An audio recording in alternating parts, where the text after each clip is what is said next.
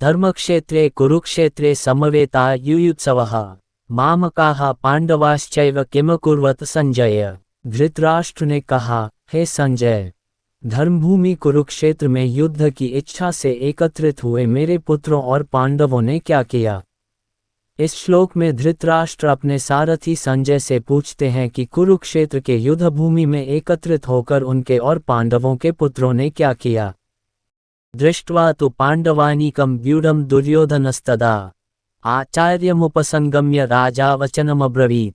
संजय ने कहा, तब राजा दुर्योधन ने पांडवों की सेना को युद्ध के लिए सुसज्जित देखकर अपने गुरु द्रोणाचार्य के पास जाकर यह वचन कहा।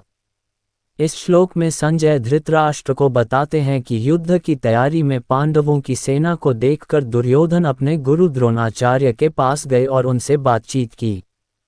पश्येतां पांडुपुत्राणामाचार्य महतीं चमूं व्यूढां द्रुपदपुत्रेण तव शिष्येन धीमता। दुर्योधन ने कहा, हे आचार्य, देखिए पांडुपुत्रों की इस विशाल सेना को, जिसे आपके बुद्धिमान शिष्य द्रुपद के पुत्र धृष्टद्युम्न ने व्यवस्थित रूप से सज्जित किया है। इस श्लोक में दुर्योधन अपने गुरु द्रोणाचार्य को पांडवों की विशाल सेना दिखाते हुए कहते हैं कि यह सेना आपके ही शिष्य धृष्टद्युम्न द्वारा सुसज्जित की गई है, जो कि युद्ध में कुशल और बुद्धिमान है। अत्र शूरा महेश्वासा भीमार्जुन समायुधे युयुधानो विराटश्च द्रुपदश्च महारथः। यहाँ इस सेना में अनेक महान धनुर्धारी योद्धा हैं, जो युद्ध में भीम और अर्जुन के समान पराक्रमी हैं। इनमें युयुधान, सात्यकी, विराट और महारथी द्रुपद भी सम्मिलित हैं।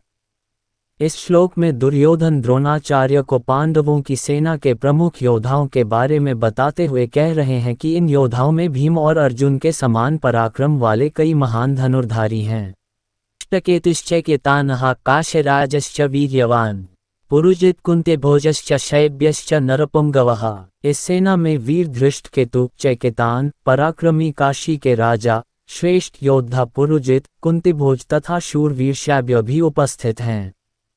इस श्लोक में दुर्योधन पांडवों की सेना के अन्य प्रमुख योद्धाओं का वर्णन करते हुए उनके बल और पराक्रम का उल्लेख कर रहे हैं। युधामन्युश्च विक्रांत उत्तमौजाश्च वीर्यवान सौभद्रो द्रौपदेयाश्च सर्व एवं महारथाः। इस सेना में महान पराक्रमी युधामन्यु, वीर उत्तमौजा, अभिमन्यु, सुभद्रा का पुत्र और द्रौपदी के 5 पुत्र भी हैं, और ये सभी महारथी महान योद्धा हैं।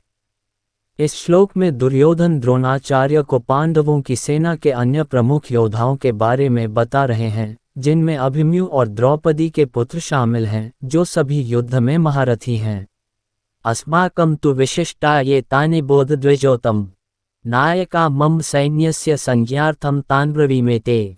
हे द्विजोतम श्रेष्ठ ब्राह्मण, अब आप मेरी सेना के उन विशेष प्रमुख योद्धाओं को जान लीजिए, जिनकी जानकारी मैं आपको देता हूँ। इस श्लोक में दुर्योधन अपने गुरु द्रोणाचार्य को अपनी कौरवों की सेना के प्रमुख योद्धाओं के बारे में बताने की तैयारी कर रहे हैं, ताकि उन्हें अपनी सेना की शक्ति का भी परिचय दिया जा सके। भवान भीष्मश्च कर्णश्च कृपश्च समितिञ्जयः अश्वत्थामा विकर्णश्च सौमदत्तिस्तथैव च। आप द्रोणाचार्य, भीष्म, कर्ण, युद्ध में विजयी कृपाचार्य, अश्वत्थामा, विकर्ण और सोमदत्त के पुत्र भूरिश्रवा, ये सभी महान योद्धा यहाँ इस युद्ध में मेरी ओर से उपस्थित हैं। ये श्लोक उन वीरों का उल्लेख करता है जो दुर्योधन की सेना में प्रमुख योद्धा हैं। अन्ये च बहवः शूरा मदर्थे त्यक्तजीविताः नानाशस्त्र प्रहरणाः सर्वे युद्धविशारदाः। इसके अतिरिक्त और भी बहुत से शूरवीर मेरे लिए अपने प्राणों का बलिदान देने को तैयार हैं, जो विभिन्न प्रकार के अस्त्र शस्त्रों से सुसज्जित हैं और सभी युद्ध में निपुण हैं। इस श्लोक में दुर्योधन अपने पक्ष के अन्य योद्धाओं की वीरता और उनकी युद्धकला में कुशलता का वर्णन करता है। अपर्याप्तम तदस्माकं बलम भीष्माभिरक्षितम पर्याप्तम त्विदमेतेषां बलम भीमाभिरक्षितम। हमारी सेना, जिसे भीष्म द्वारा संरक्षित किया गया है, अत्यधिक शक्तिशाली है और अतुलनीय है, जबकि पांडवों की सेना, जिसे भीम द्वारा रक्षित किया गया है, पर्याप्त सीमित है। इस श्लोक में दुर्योधन अपनी सेना की शक्ति का उल्लेख करते हुए कहता है कि उनकी सेना की शक्ति अपार है, जबकि पांडवों की सेना सीमित है।